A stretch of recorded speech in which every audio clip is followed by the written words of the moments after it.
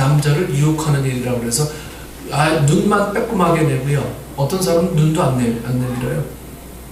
완전히 다 가린 상태에서 장갑도 끼고 그렇게 다니는 사람들이 대부분입니다. 대부분. 네.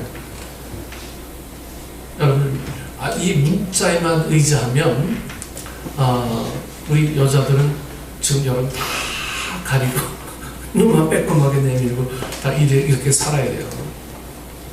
그러나 이 문자 그대로 수용하는 것은 현대 사회가 잘못된 게 아니라고 하는 거예요. 남자와 여성의 차별이 없어지는 것이 여러분 하나님의 뜻입니다. 동일하게. 여기는요, 뭐가 있냐면요, 성의 차별뿐만이 아니고요, 모든 경제적인 이것도 동일해야 된다라고 합니다. 경제적인 어떤 상황도 동일하게 함께, 이런 의미가 들어있어요. 경제적인 것, 그리고 지위적인 것, 모든 가정에 관한 모든 것들이 서로 나눔 속에 참 부부의 온전한 일들이 함께 되어질 수 있다라고 하는 것을 성경은 계속 이야기합니다. 하지만 나눔이 없다라고 하는 측면에서는요, 이 하나님께서 오늘 우리 가정에게 주시는 놀라운 하나님의 법이 내 삶을 통해서 자꾸 제재당하고 있는 거예요. 그래서 부부끼리는요, 모든 걸 나눠야 돼요. 모든 걸 나눠야 되고 함께 해야 되고, 네? 그 속에서 부부 속에서 하나님께서 부부를 만드신 하나님은요, 부부 속에서 이루실 하나님의 계획들이 분명히 있어요. 그래서 제가 늘 이야기하잖아요. 가정이 건강하지 않으면 교회가 건강할 수가 없다고요.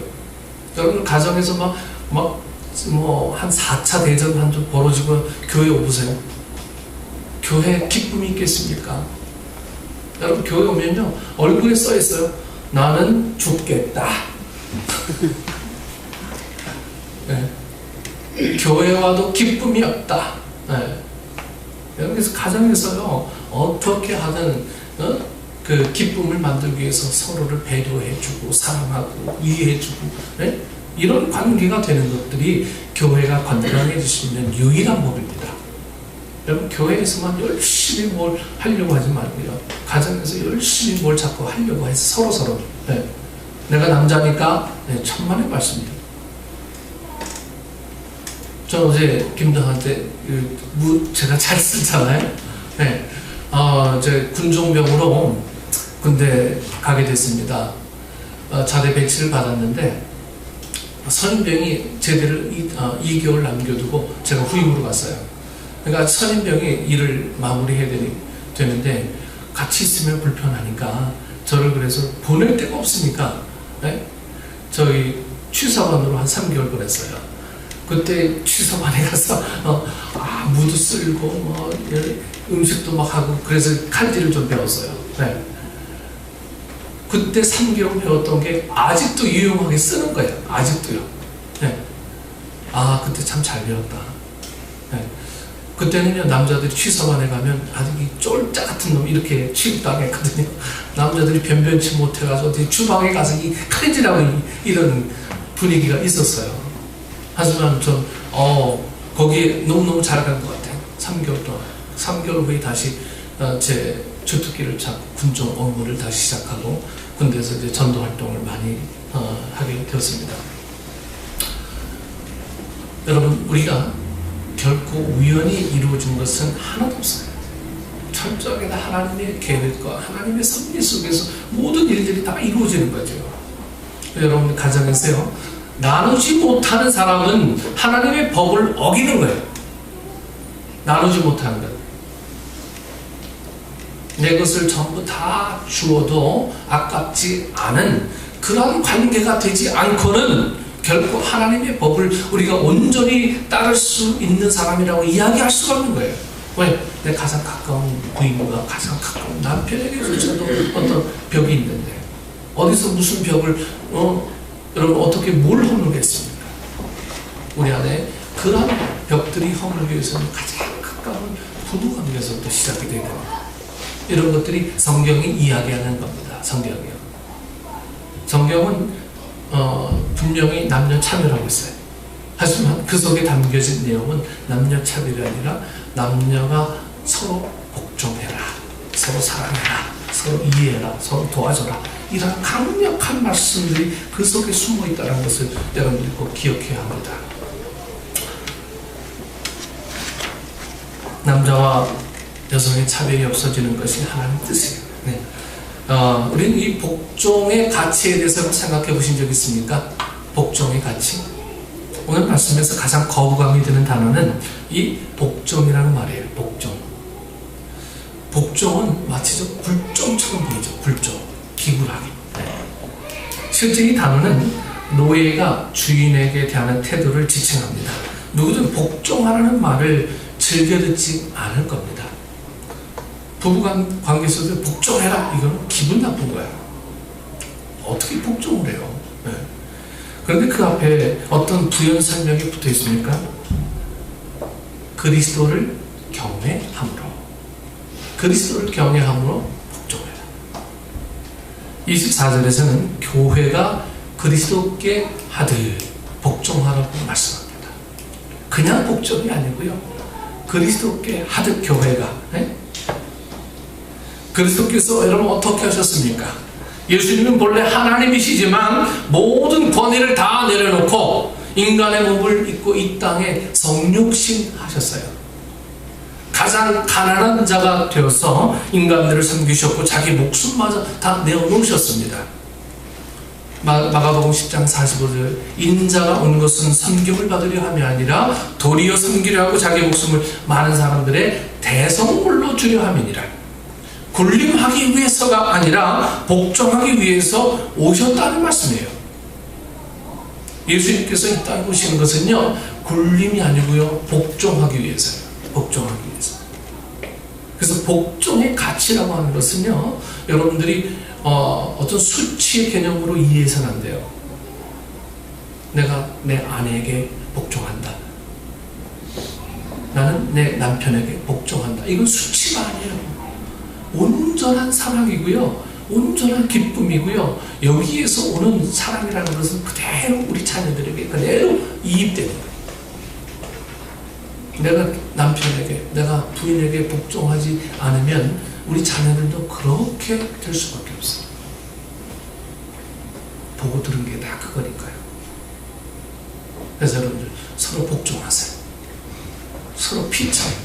남자는 여자에게, 여자는 남자에게. 네. 주님이 이 땅에 군림하러 오신 거 아니에요. 우리가 대강자서의 제주를 맞습니다. 주님이 이 땅에 오신 것은 다스리려고 오신 게 아니라 섬기려고 오셨어요. 복종하러 오셨습니다. 그 가치는 여러분 모든 백성들의 삶이 살려지는, 네? 구원의 은혜가 이 땅에 임했던 것을 성경은 오늘 분명하게 이 대강절 전기를 통해서 우리에게 이야기하지 않습니까? 복종이라는 것은 겉으로 보이는 현상일 뿐이죠. 복종이 담고 있는 내면은 뭡니까? 그것은 사랑이에요. 사랑. 힘이 두려워서도 아닙니다. 어쩔 수 없어서도 아니에요. 교묘한 술책의 목적도 아닙니다. 그것은 사랑하기 때문에 복종하는 거예요. 사랑하기 때문에. 님의 침묵을 썼던 만해 한영훈의 복종이라는 이 시가 참된 의미를 잘 보여주고 있습니다. 여러분, 제가 드립니다. 남들은 자유를 사랑한다 하지만은 나는 복종을 좋아하여요. 자유를 모르는 것은 아니지만 당신에게는 복종만 하고 싶어요. 복종하고 싶은데 복종하는 것은 아름다운 자유보다도 달콤합니다. 그것이 나의 행복입니다. 그러나 당신이 나더러 다른 사람을 복종하라고 하면 그것만은 복종할 수가 없습니다. 다른 사람을 복종하려면 당신에게 복종할 수가 없는 까닭입니다. 여기서 말하는 이 당신이 그 당시에는 조국인지 뭐 신인지 어떤 이념인지는 제가 잘 알 수가 없어요. 그러나 사람이 되어서는 안 됩니까? 주님은 사람에게 복종하신 분이세요. 그것은 단 하나, 사랑이기 때문입니다. 사랑이기 때문에. 부모는 자녀들의 말도 안 되는 소리를 참아줄 때가 있어요. 사랑하기 때문에. 요즘 제가 아이들을 키워보면서 드는 생각이요. 아이들에게는 잘 서가주는 게 부모가 되는 비결이구나. 잘 서가줘야 돼요. 잘 넘어가주고. 여러분, 우리 자녀들이 부모 얼마나 속이는지 아세요? 네? 뒤통수 치는 건 여반자입니다. 하루가 못하는 게 막 뒤통수 치고요. 막 그래요.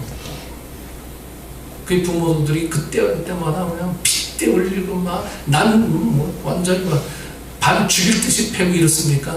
잘 참아주고 잘 넘어가주고. 오늘 우리에게 우리의 자녀들을 사랑하는 방법들은요, 가장 좋은 방법은 내 아내를 사랑하는 거예요.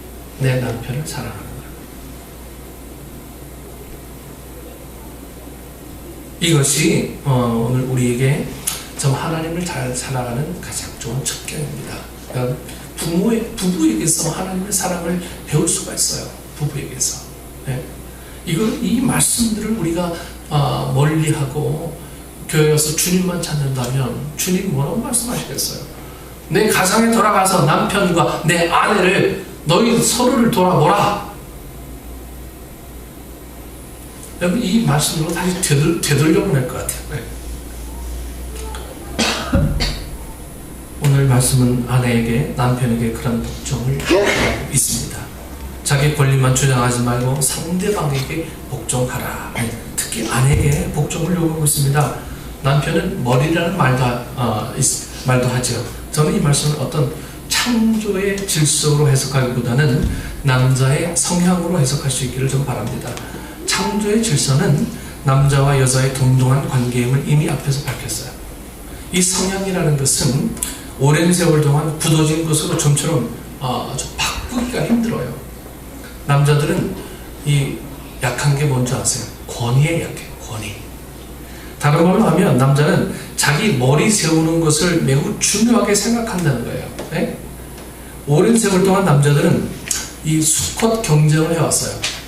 여러분, 남자들은 보면 힘잖아요. 저도 고등학교 때요, 정말 친한 친구란 이름이 모신이라는 친구가 있었어요. 학교가 좀 달랐어요. 고등학교가. 근데 만났는데 누가 뭐라고 하기보다는 만나서 막 씨름하고 와서 막 서로 넘어뜨리려고 하는 힘자랑한 거예요. 네, 친하니까. 이 수컷들은 그래요. 네. 여자들은 안 그렇죠. 남자들은 성향이 원래 그렇게 생겨먹었어요. 남자들은요. 그래서 남자 형제들 집에 가면 난리 나잖아요. 희찬이 희원이 집에 가도 그럴 거예요. 이 원래 남자의 성향이라는 게 그런 겁니다. 서열이 중요하고 머리가 중요하도록 이 길들여진 게 남자예요. 남자. 그것이 가정 내에서 폭력과 굴림이라는 가부장제로 이제 왜곡됩니다. 그런데 이제는 시대가 좀 많이 바뀌었어요. 이제 시대가. 가정에서 조금씩 양성평등이 이루어지고 있습니다. 그러나 여전히 남자의 성향은 바뀌지 않고 있어요. 남자는 권위에 약합니다. 권위. 남자들은 무엇보다 여자들의 인정과 칭찬과 존경에 목말라 하고 있어요. 남자들은 여성들로부터 능력 있는 남편임을 인정받고 싶어 합니다. 네. 남편들은 그래서 월급이 적거나 실업에 대한 고통이 정말 참을 수 없는 고통인 거예요. 네. 이런 고통들이 있는 거예요. 자신이 무능력해졌다는 것을 인정하기가 아주 어렵기 때문입니다. 네. 성경에서는 여자를 베드로전서 3장 7절에 연약한 질그릇 이렇게 비유하지만 실상 남자들이 더 연약한 질그릇이에요. 남자들이요. 조그만 칭찬에 기가 살고요. 말 한마디에 막 섭섭해합니다. 세상이 무너져요. 네. 더욱이 남성 호르몬이 줄어드는 이 갱년기에는 더 심해지죠. 그러니 남편의 기를 막 살려줘야 돼. 예? 남편의 기를요. 예? 여러분, 남편의 권위를 살려줘야 돼요. 예? 우리 교회도요, 여자들이 집사장하면 더 잘할 수 있는 능력들이 있어요. 하지만 제가 굳이 남자들을 많이 세웁니다. 예. 이거는 어떤 남녀 불평등이 아니고요, 그것을 통해서 서로 섬기기를 바라는 어떤 마음이 내 안에 내포되어 있어요. 그래서 저는 이 여자를요, 감독에 좀 비유하고 싶어요. 감독. 네. 남자는 주인공이에요. 드러내기를 되게 좋아해요. 네. 그러나 이게 남자를 컨트롤하는 것은요, 감독인 여자가 컨트롤 해줘야 돼요. 아내가 남편을 잘 세워줄 때 남편의 얼굴이 막 빛나는 거예요. 그리고 가정도 편안한 거고요. 네. 어느 날은 주머니에 용돈도 막 쿡 찔러 넣어주고 맨날 뭘 훔쳐서 다 빼가지 말고 남편 주머니에 용돈도 좀 넣어줘보고요. 우리가 좀 이렇게 하면 감동스러워서 이 돈 어떻게 쓸까? 집에 들어올 때 꽃 한 송이 막 들고 들어오잖아요. 그러니까 이 여자들이 감동 역할을 잘해야 돼요. 네, 똑같이 선수가 돼서는 늘 피 튀기는 전쟁밖에 없어요. 네. 우리의 모범은 그리스도입니다. 그리스도. 우리는 하나님 말씀에 순종해요. 세상의 가치나 상황이 가정이나 교회를 흔들어서는 안 됩니다. 우리의 가치관들이요, 세상에 뭐 물들어 있어가지고 남들은 어떤데, 뭐 남들 남편은 어떤데, 어떤 집을 봐라, 뭐 여러분, 이런 것들이 가치가 돼서 가정을 무너뜨리면 얼마나 어리석은 삶을 살게 되겠습니까? 내게 주어진 내 남편, 내 아내, 네? 이런 상황들에 만족해하고 기쁨 주고 기 살려주고 서로 사랑해주고, 여러분, 이것이 천국이에요. 이것이 천국입니다. 그런 사랑하는 아내에게 자기 모든 것을 왜 안 주고 싶겠습니까? 그런 사랑하는 남편에게 자기 모든 것을 왜 안 주고 싶겠어요? 우리 그런 가정을 만들면요, 여러분들 주위에 제일 먼저 파생되어지는 뜻 중에 하나가 사람이 몰려들어요. 사람이에요.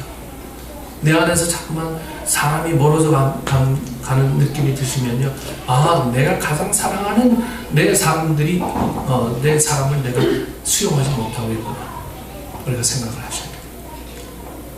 서로 복종함으로 서로를 살리고, 여러분 가정에 아름다운 하나님의 사랑의 어떤 능력들이 좀 있으면 좋겠어요. 그래서 우리 가정 2015년에는요, 우리 가정이 좀 살아나는, 가정이 좀 살아나고, 가정 속에서 아름다운 소문들이 막 펼쳐지고요, 네? 이런 것들이 막 일어나는 그런 한 해가 됐으면 좋겠어요. 여러분, 외부에서 자꾸 전도하려고 노력하지 마세요. 우리의 식구들부터, 우리의 사랑하는 사람들부터, 네? 서로 아끼고 위해주고 할 때 거기서 변화가 생기면요, 그 능력이라는 것은 막 우리가 상상하지 못할 정도의 능력들이 막 펼쳐지게 될 줄 믿습니다. 그것을 통해서 우리 믿음의 식구들이 온전히 살아가는 축복된 우리 믿음의 식구들 되기를 축원합니다. 네, 기도하겠습니다. 좋으신 아버지 하나님, 은혜를 감사합니다. 내 것을 내어줘도 가장 아깝지 않은 나의 아내와 나의 남편을 사랑하기를 원합니다. 근데 우리 마음이 언제부턴가 굳어졌습니다. 이 한 해 다 가기 전에 진솔한 하나님의 사랑으로 회복되어지고 다시 한번 걸러지고 은혜되어지는 가정으로 만들 수 있도록 우리 모두 마음이 열려지고 축복된 가정을 만들기, 하나님의 가치 기준이 우리 삶 속에 지배되어지는 그런 가정이 되어질 수 있도록 성령 하나님 인도하여 주옵소서. 우리 안에 참으로 소중한 가정을 주신 주님, 이 가정을 주신 하나님의 은혜로 살아가는 저희 모두가 되게 하여 주옵소서. 예수님 이름으로 기도드리옵나이다. 아멘.